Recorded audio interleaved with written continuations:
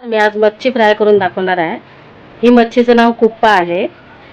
त्यात मी आता घालणार आहे हे थोडं आगळ, हा आगळ डबा, त्यात थोडं हे आगळ घालणार आहे। त्यात मी घालणार आहे मीठ, चवीनुसार मीठ,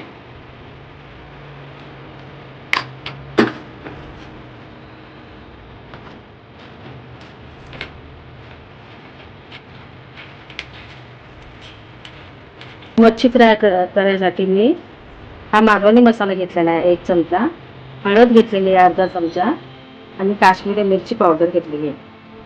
त्यात आता मी घालून घेते मच्छी।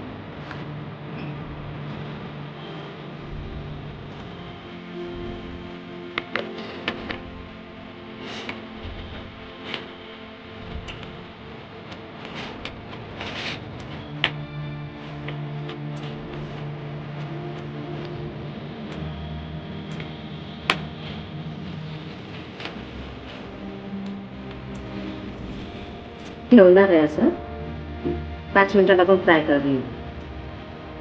गॅस चालू केलेला आहे, 5 मिनिटं झालेली आहेत। मच्छीला मसाला लावून ठेवलेला आपण। आता ही मच्छी फ्राय करायला घेते।